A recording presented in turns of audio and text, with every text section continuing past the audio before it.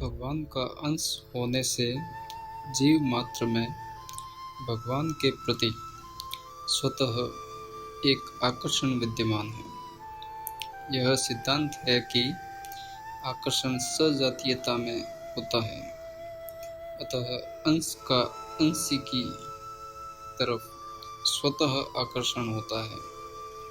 जैसे पृथ्वी का अंश होने से ऊपर फेंके गए पत्थर का स्वतः पृथ्वी की तरफ नीचे आकर्षण होता है। जैसे भगवान और उनका अंश जीव दोनों अविनाशी है, ऐसे ही उनके बीच यह आकर्षण भी अविनाशी है। परंतु जब जीव अहम के साथ अपना संबंध मान लेता है, शरीर में मैं मेरापन कर लेता है, तब यही आकर्षण संसार की तरफ हो जाता है।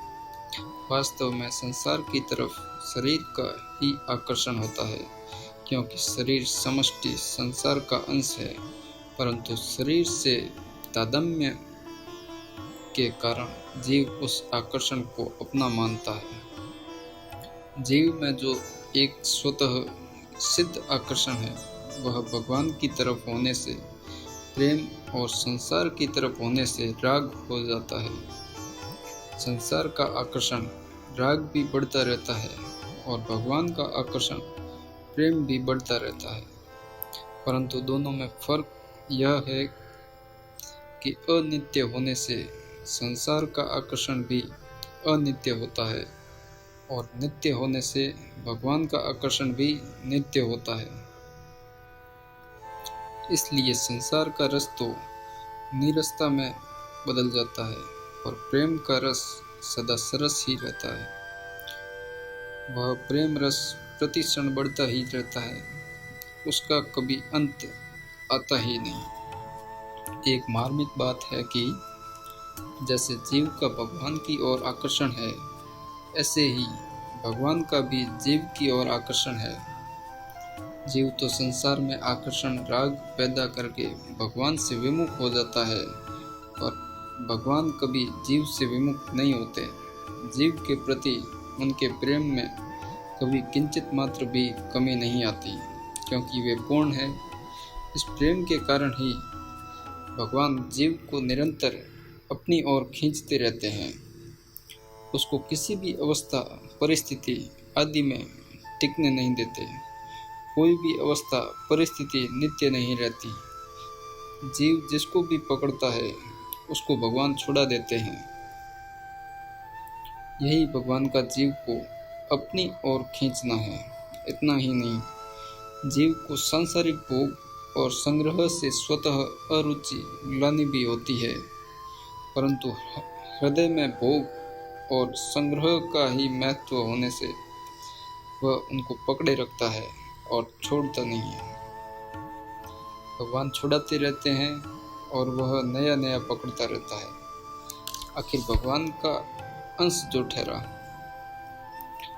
बच्चे का माँ से जितना प्रेम होता है, उससे भी बहुत अधिक प्रेम माँ का बच्चे से होता है, परंतु बच्चा माँ के प्रेम को पहचानता नहीं।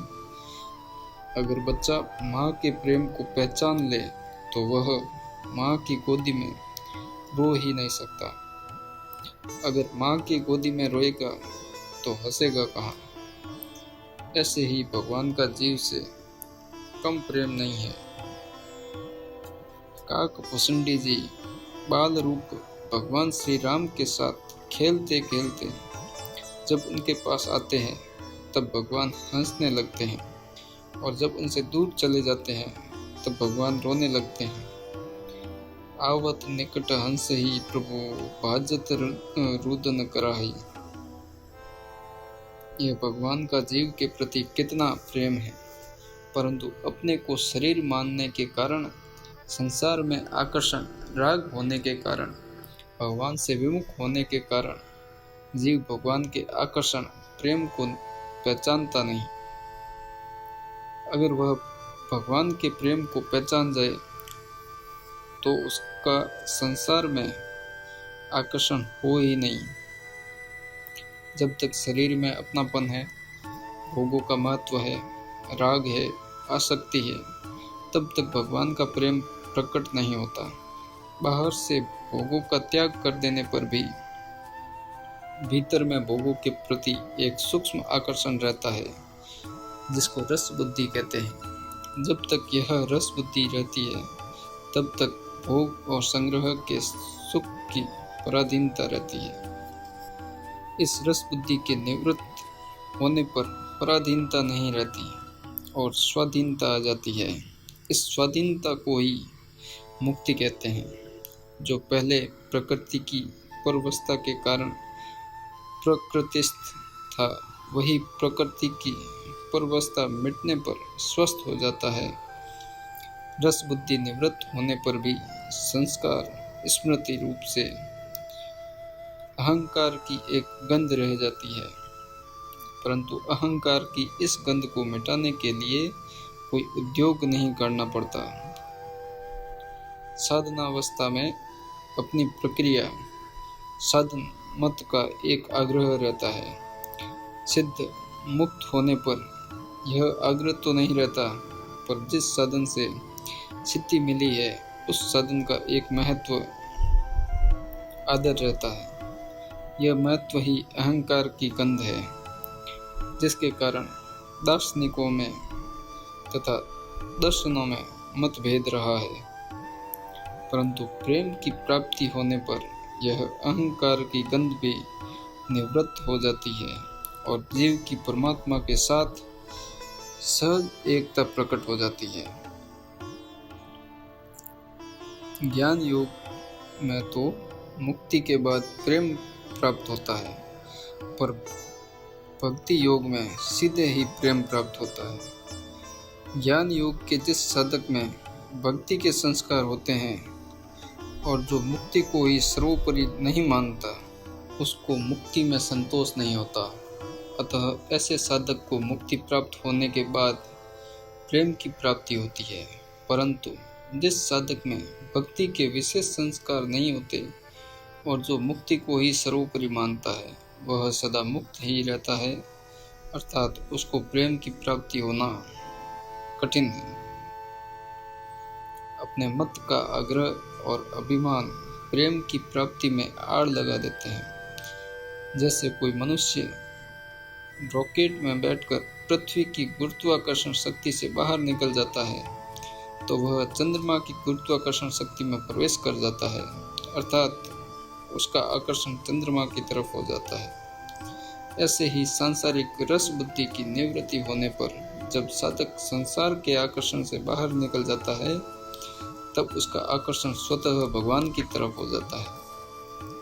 संसार के आकर्षण से बाहर निकलना ही मुक्ति है और भगवान की तरफ आकर्षण होना ही भक्ति प्रेम है। मुक्ति में एक रस तथा अखंड आनंद है और भक्ति में प्रतिक्षण वर्तमान तथा अनंत आनंद है। प्रश्न: सभी भेद अहम से पैदा होते हैं, तो फिर अहम का नाश होने पर प्रेमी प्रेमास्पद का भेद कैसे संभव है? उत्तर: तत्व से प्रेमी और प्रेमास्पद में किंचित मात्र भी भेद नहीं है। प्रेमी प्रेमास्पद का भेद तो केवल प्रेम की लीला के लिए कल्पित है। बोध से पहले का द्वैत मोह में डाल सकता है, परंतु बोध हो जाने पर भक्ति के लिए कल्पित द्वैत अद्वैत से भी अधिक सुंदर सरस होता है। वास्तविक तत्व तो अद्वैत ही है, पर भजन के लिए द्वैत है।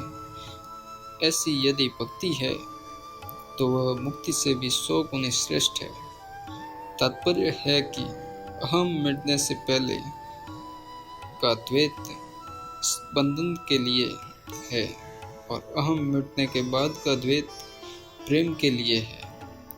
ज्ञान में तो द्वैत का अद्वैत होता है, अर्थात दो होकर एक हो जाते हैं, और भक्ति में अद्वैत का द्वैत होता है, अर्थात एक होकर दो हो जाते हैं।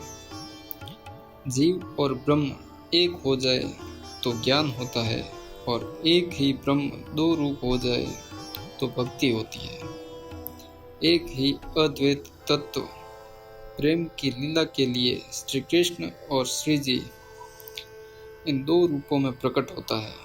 दोनों में कौन प्रेमी है और कौन प्रेमास्पद इसका पता ही नहीं चलता, क्योंकि दोनों ही प्रेमी है और दोनों ही प्रेमास्पद है। मुक्त होने के बाद प्रेमी भक्त श्री जी में लीन हो जाते हैं, अर्थात उनका दर्जा श्री जी की तरह हो जाता है।